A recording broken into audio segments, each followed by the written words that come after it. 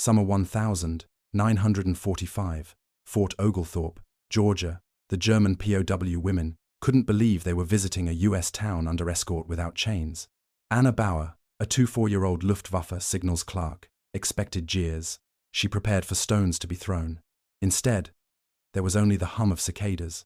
The guards followed the 1929 Geneva Convention, but the rules said nothing about this strange quiet. Propaganda promised a clear enemy. This felt like something else, something hidden. A grocer met her gaze and offered her an apple. If your captor offers you an apple instead of a shackle, is it freedom or just a more comfortable cage? Tell us where you are listening from and the time there. We want to see how far these testimonies travel. If mercy and memory matter to you, subscribe to keep these stories alive. The Army transport bus hissed to a stop, its brakes sighing in the Georgia heat of summer 1945. For Anna Bauer, a 24-year-old signals clerk from the German Luftwaffe, the moment she had been trained to fear had finally arrived. Stepping down onto the shimmering asphalt of Fort Oglethorpe, she kept her shoulders straight and her eyes forward, a discipline learned in the bombed-out ruins of Hamburg. Propaganda had been her constant companion for years, a whisper in her ear that promised American capture meant public shame, violent hands, and the cold bite of chains. She braced for the impact, a flinch so deep it was almost invisible. Behind her, other women prisoners did the same, their grey uniforms already dark with sweat, their faces pale masks of exhaustion and dread. An American escort sergeant, his uniform crisp despite the humidity, motioned them forward. He did not bark. He did not shove. He simply pointed toward the main street of a small southern town. They began to walk, not in shackles, but in a loose formation flanked by the quiet American guards. The air was thick with unfamiliar smells, sweet peaches from a roadside stall, dusty roads, the rich scent of pine. The sound was a low hum of cicadas, a constant, alien song that vibrated in Anna's bones. This was the first contradiction. Where she expected the roar of a hateful crowd, there was only the strange, deep quiet of nature. They walked past simple wooden houses with wide porches, where barefoot children stopped their play to stare, their expressions more curious than hostile. Women hanging laundry paused, their hands still, their eyes following the strange parade of German auxiliaries. There were whispers, of course, a ripple of low murmurs that followed them down the street, but no insults were hurled, no stones were thrown. They were prisoners of war, walking exposed through an enemy town, yet the expected violence never came. Anna felt a knot of confusion tighten in her stomach, a feeling more unsettling than outright fear. Fear, she understood. This quiet observation, this passive watchfulness, was something she had no manual for. This strange protection was not an accident. It was policy, written down years before in a world that no longer existed. Under the 1929 Geneva Convention, all prisoners of war, male or female, were to be treated humanely. By 1945, the United States held nearly 380,000 German soldiers on its soil, a logistical feat managed by the Provost Marshal General's office. Among them were a few hundred women, mostly auxiliaries captured in the final collapses in Italy and France. For them, a unique site had been chosen: Fort Oglethorpe, a sprawling base that had, just months earlier, been a training ground for the American Women's Army Corps. The irony was not lost on the guards or their captives. The very barracks where American women had learned to serve their country now housed women who had served another. The rules were clear. Prisoners were to be given adequate food, shelter, and medical care. There was to be no humiliation. There were to be no chains for a walk into town. Anna's mind, trained to decode signals and find patterns, struggled to make sense of what she saw. A man stood in the doorway of his grocery store, wiping his hands on his apron. He watched them approach, his face unreadable. Anna tensed, waiting for him to spit, to shout, to finally release the hatred she knew must be there. American bombs had turned her home city into a mountain of fire and ash.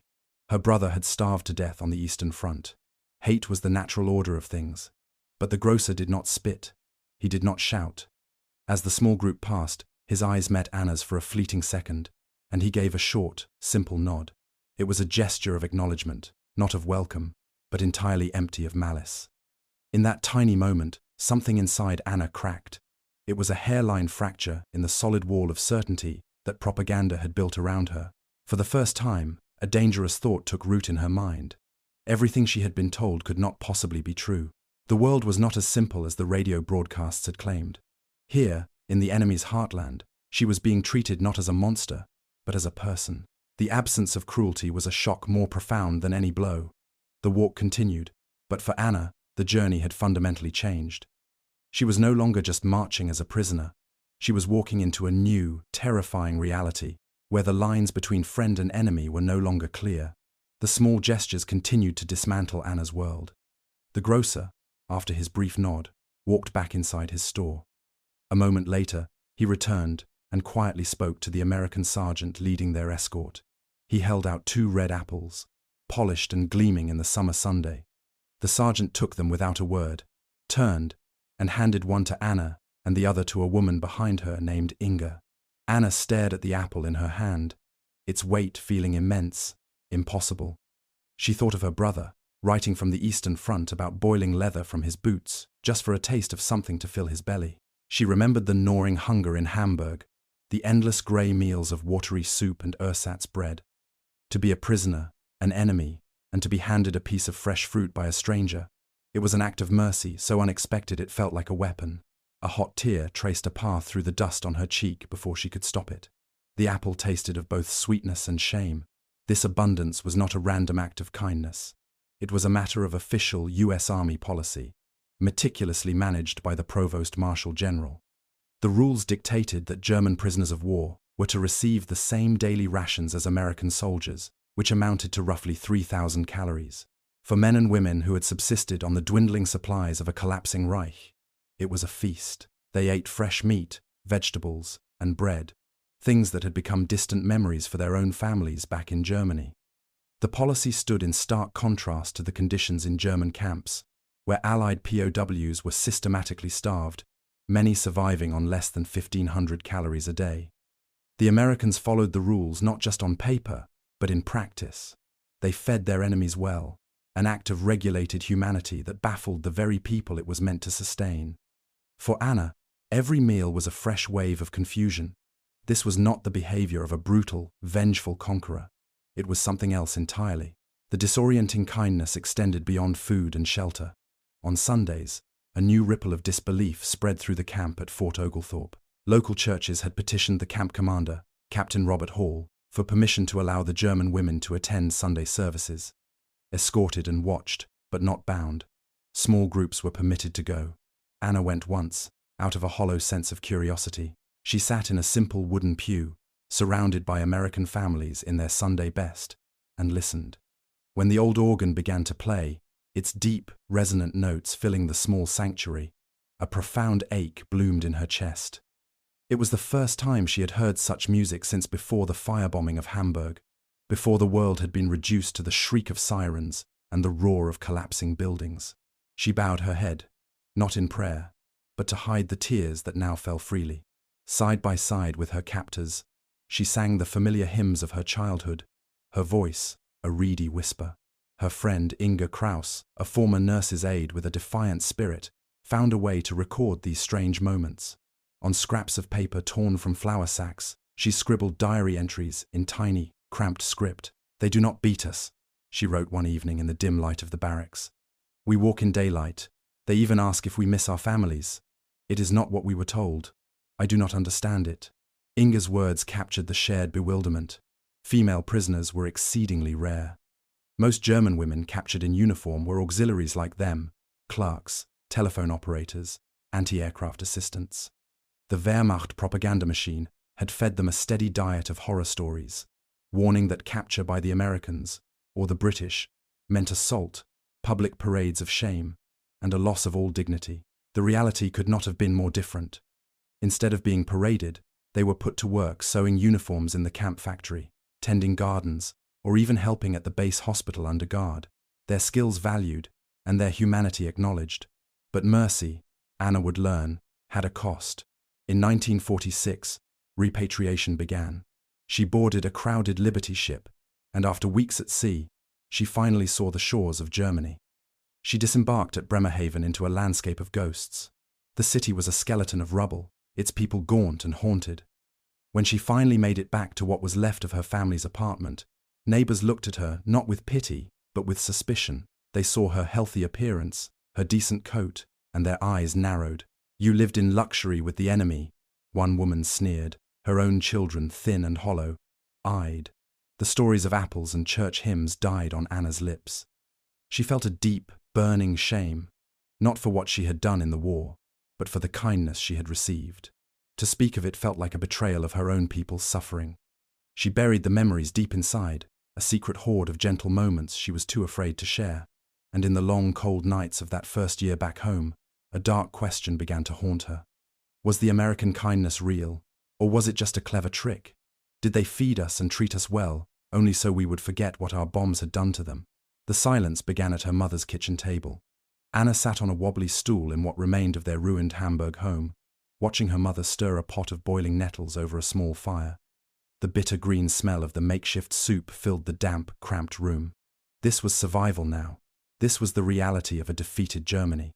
A story burned on Anna's tongue, a sentence so simple and yet so impossible to speak. "In Georgia, I ate bread every day," but the words stayed locked in her throat.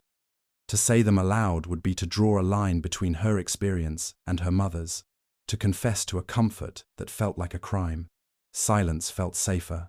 Silence was a form of solidarity. So she said nothing, and the memory of the apples, the bread, and the soft hymns became a secret she carried alone, a weight heavier than any chains she had been spared. The quiet mercy she had known in captivity was now the source of a profound and isolating shame. This shame was a national phenomenon. Across post-war Germany, returning prisoners of war, both men and women, were often met with suspicion rather than sympathy. Those who returned from American or British camps looking well-fed were particularly vulnerable. Neighbors whispered accusations of fraternization, of collaboration, of living easy lives, while everyone at home starved and suffered through the bombings. The emerging national narrative was one of universal German victimhood, a story that had no room for the inconvenient detail of an enemy's decency. Small mercies complicated the clean lines of blame and suffering. It was easier to imagine a world of absolute cruelty than to confront one where kindness had appeared in the most unlikely of places. So, stories like Anna's were pushed to the margins, dismissed as irrelevant, or simply buried under the crushing weight of collective trauma. To have been treated well by the enemy was to have a story that nobody wanted to hear. But some memories refused to be buried completely. By the 1952, a decade after the war's end, a few of the women from Fort Oglethorpe began to secretly correspond with each other, and even with some of their former American escorts. These were quiet acts of remembrance, letters written in careful script, bridging an ocean and a history of conflict. One day, a letter arrived for Ing Kraus from Tennessee. It was from Sergeant James Whitaker, the steady, soft-spoken guard who had often led their walks into town. He had found her address through the Red Cross. His words were simple and direct. "You were prisoners," he wrote, "but you were also young women far from home. We only did what honor demanded." Honor. The word struck Anna with the force of a revelation when Inga read the letter aloud to her. It was not a trick. It was not a strategy. It was a code, a moral rule that had governed their captors' actions. This simple explanation felt more true than all the complex fears she had harbored for years. Yet this private understanding found no echo in the public record. The world's attention was fixed on the monumental crimes of the war, debated and documented at the trials in Nuremberg. The prosecution built its case on a foundation of atrocity, of concentration camps and mass graves. In that vast catalogue of human evil, the humane treatment of prisoners of war was barely a footnote. It was a non-event, an absence of cruelty that did not fit the narrative. Mercy, Anna realized, was not newsworthy. It did not carry the same historical weight as brutality. As she listened to the radio broadcasts detailing the shocking testimonies from the trials, she felt her own small story begin to vanish, erased by the sheer scale of the horrors being uncovered. Her experience felt trivial, almost indulgent, compared to the suffering of millions. Her memories of Fort Oglethorpe were lost somewhere between the stark, opposing truths of official propaganda and legal justice, and a new, more enduring doubt began to form in her mind. Can mercy ever truly survive in memory when history prefers the sharper, simpler contrasts of victim and villain? Decades passed. Silence had been her shield for nearly 40 years, a heavy blanket she pulled over the memories of Georgia. But in the 1980 seconds, the world began asking new questions about the war. Questions not just about battles and strategies, but about moments. A young German interviewer sat across from Anna in her small, tidy apartment, a tape recorder turning quietly between them. Anna, now in her 60s, her hands folded in her lap, her face a map of a long, complicated life, finally broke that silence. The words came out, quiet and rusted from disuse, as she spoke of the heat, the bus, and the walk into town. The interviewer leaned forward, listening intently as she described the expected hatred that never came.